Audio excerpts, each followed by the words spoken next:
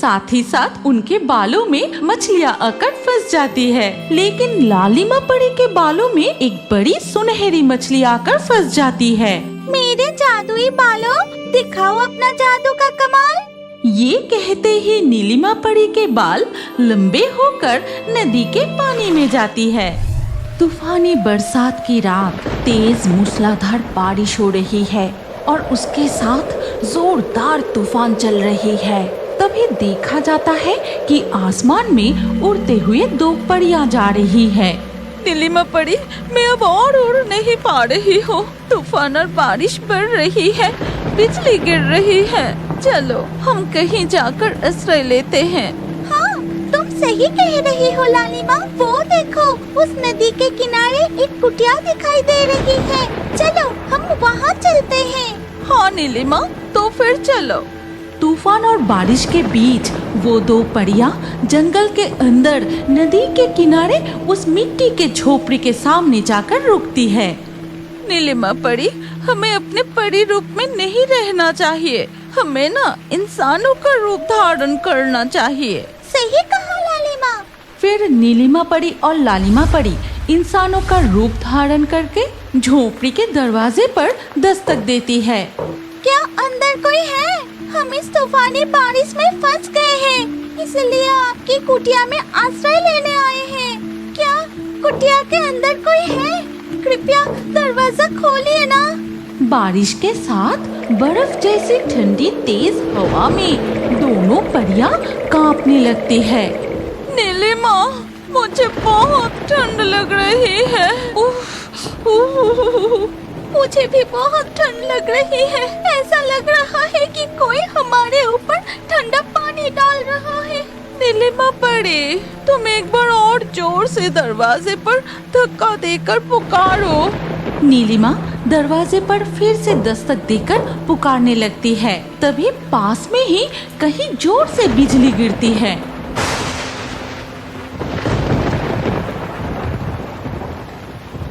बिजली गरजने की आवाज से झोपड़ी में रहने वाली बुढ़िया की नींद खुल जाती है। फिर कौन कौन है बाहर? मुझे बुला रहा है। इस जंगल में मेरा हाल पूछने तो कोई नहीं आता।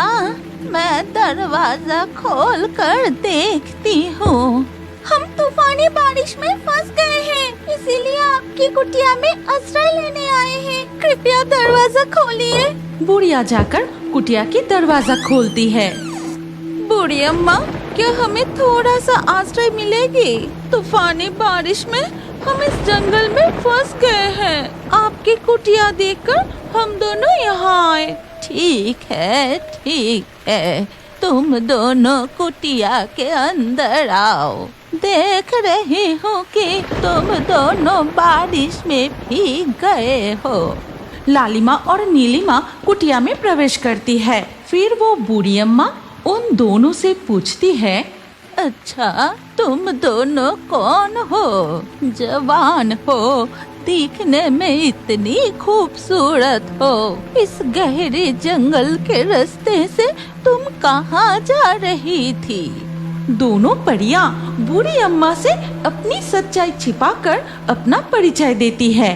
तब तक बाहर बारिश भी रुक चुकी थी। पास ही हरिपुर गांव में हमारी सहेली के घर जा रही थी। जंगल का रास्ता छोटा होगा सोचकर हम इस रास्ते से जा रहे थे। अच्छा, ठीक है। बूढ़ी अम्मा खांसते हुए अपने बिस्तर पर लेट जाती है और ये देखकर, बूढ़ी अम्मा, आपको तो बहुत तेज बुखार है। 2 दिन से कुछ भी नहीं खाया। बुखार में बहुत तकलीफ हो रही है ना? हाँ बेटी, 2 दिन से मेरे चूल्हा नहीं जली। तेज बुखार है। घर में दाल चावल सब खत्म हो गए हैं। इस बुखार में बिस्तर से उठ नहीं पाई। लेकिन ये बात तुम दोनों को कैसे पता? बूढ़ी अम्मा, आप गांव छोड़कर इतनी दूर जंगल में अकेले क्यों रहती हैं? क्या आपका कोई नहीं है? वो बात रहने दो, किसी और दिन बताऊंगी। मुझे बहुत भूख लगी है। बूढ़ी अम्मा की हालत देखकर नीलिमा परी लालिमा परी से कहती है, लालिमा, ये बूढ़ी अम्मा बहुत ही अच्छी है। इनके लिए हमें कुछ ना कुछ करना चाहिए। लेकिन इस कमरे के अंदर हम जादू नहीं कर सकते। चलो हम दोनों कुटिया के बाहर चलते हैं। सही कहा। बूढ़ी अम्मा, हम बाहर जा रहे हैं। देखते हैं आपके लिए खाने का कुछ इंतजाम कर सकते हैं या नहीं। अच्छा ठीक है बेटी, ठीक है। लालिमा और नीलिमा झोपड़ी से बाहर निकलकर अपने असली परी रूप में आते हैं। फिर लालिमा, देखो सामने ही नदी है। मैं नदी से कुछ मछलियाँ पकड़ती हूँ और तुम जंगल से कुछ फल तोड़ कर ले आओ। ठीक है, मैं वही करती हूँ। लालिमा परी जंगल में फल तोड़ने जाती है और नीलिमा परी नदी किनारे बैठ के, मेरे जादुई बालों, दिखाओ अपना जादू का कमाल। ये कहते ही नीलिमा परी के बाल लंबे होकर नदी के पानी में जाती है और तुरंत ही उसके बालों में एक के बाद एक मछलियाँ फंसने लगती है। लगता है मेरी बालों में बहुत सारी मछलियाँ फंसी है। अब मैं बालों को ऊपर खींचती हूँ। नीलिमा परी अपने बालों को पानी के ऊपर उठाकर देखती है कि उसमें मछलियाँ फंसी हुई है। तभी लालिमा परी फल लेकर नीलिमा परी के पास आती है। वाह, ये तो बहुत मजेदार है। तुम बालों से मछली पकड़ रही हो, मैं भी पकड़ूंगी। कितने दिनों से मैं मछली नहीं पकड़ी। मुझे भी बालों से मछली पकड़ना है। फिर लालिमा परी और नीलिमा परी दोनों अपने बाल फिर से नदी के पानी में डुबोती है। साथ ही साथ उनके बालों में मछलियाँ आकर फंस जाती है। लेकिन लालिमा परी के बालों में एक बड़ी सुनहरी मछली आकर फंस जाती है। लालिमा, अब तुम अपने बाल नदी के पानी से ऊपर उठाओ।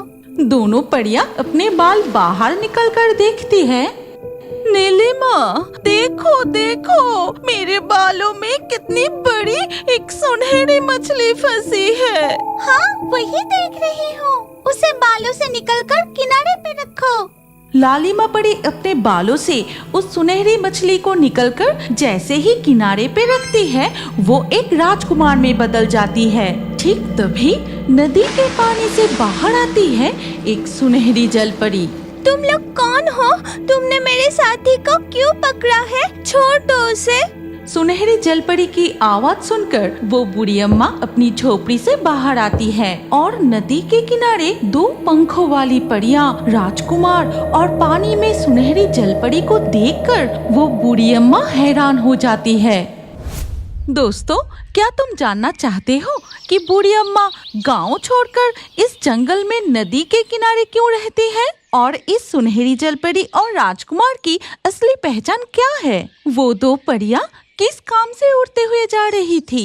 इस कहानी का अगला भाग देखने के लिए कमेंट में नेक्स्ट पार्ट जरूर लिखो और हमारे परियों की कहानी कार्टून चैनल को अभी सब्सक्राइब कर लीजिए।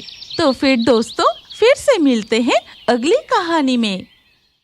तभी अचानक झील का पानी भवंडर की तरह घूमने लगता है। अचानक पानी में हलचल रुक जाता है। तभी पानी के अंदर से एक सुंदर रहस्यमयी स्वर्ण जलपरी बाहर आती है। बहुत समय पहले की बात है। सिमुलतुली नाम के एक गांव में 3 बहनें रहती थी। उनके नाम थे रूमी, मीरा और जई। ये गांव तालाब, नदी और झीलों से घिरा हुआ था।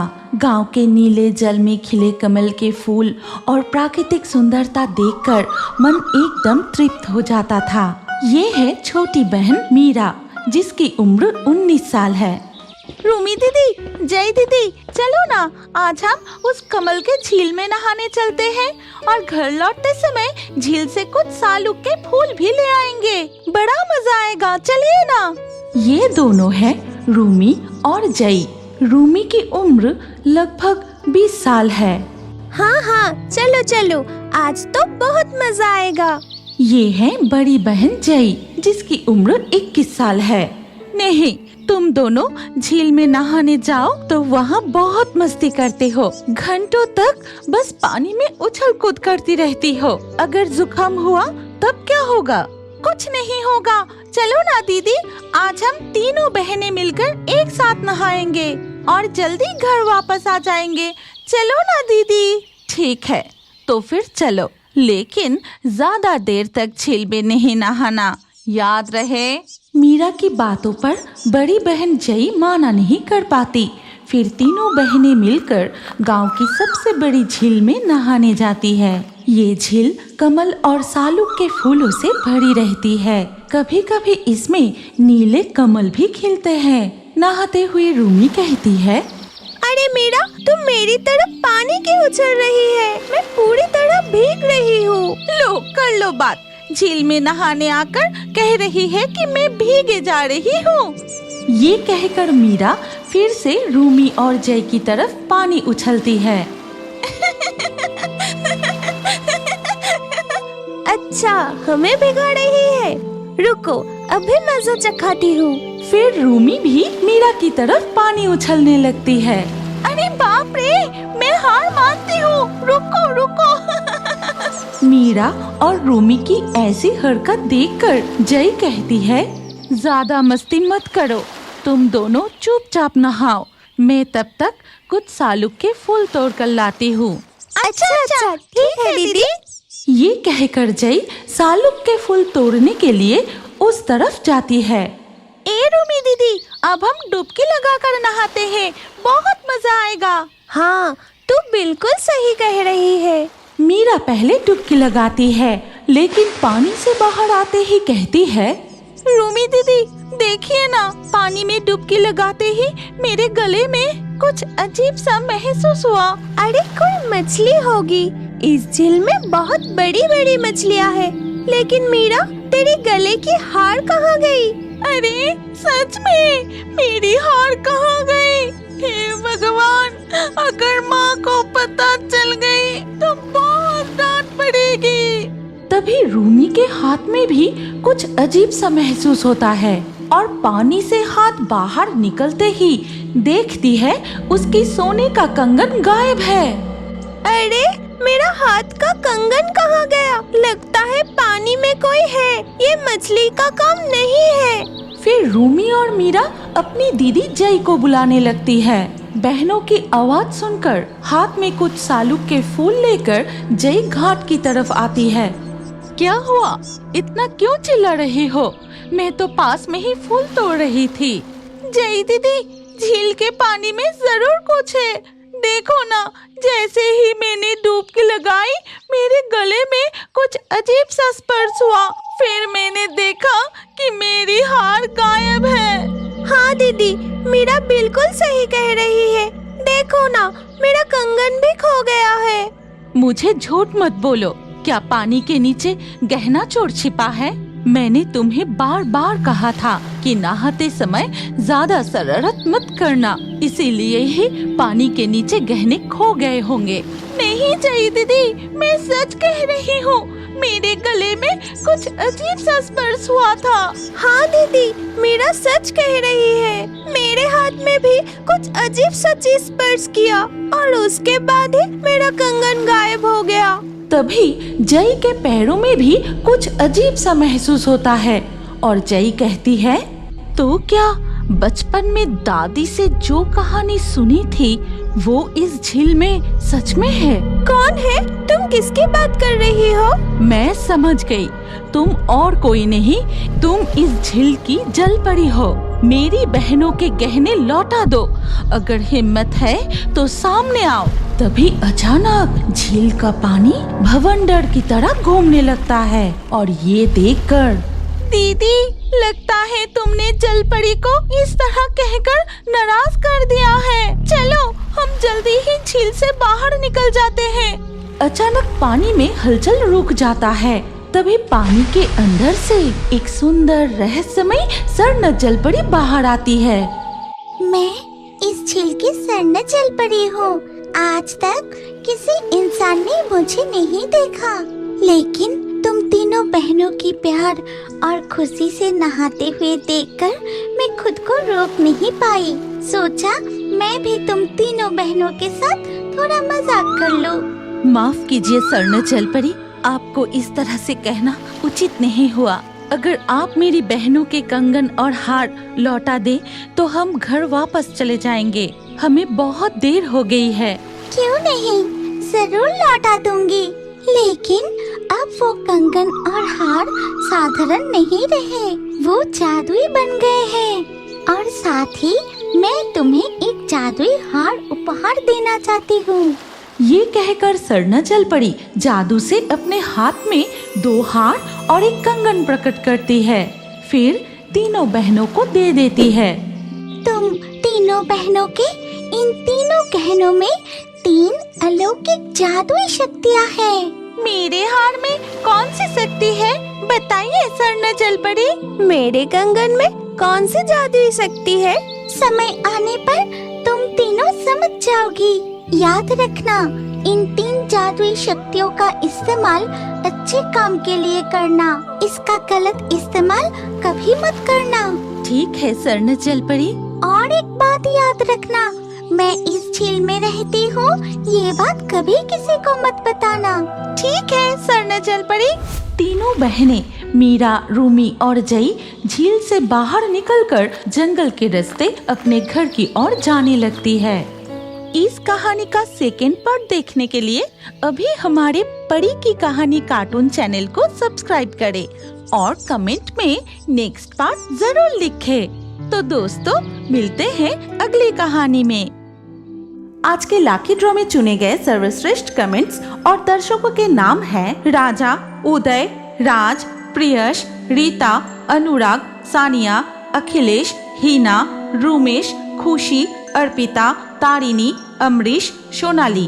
आपका नाम और सबसे बेहतरीन कमेंट्स भी अगले वीडियो में हो सकते हैं। इसीलिए अभी हमारे चैनल जलपरी कार्टून को सब्सक्राइब करें और स्क्रीन के ऊपर आए इस वीडियो को क्लिक करके अगला वीडियो जरूर देखिए।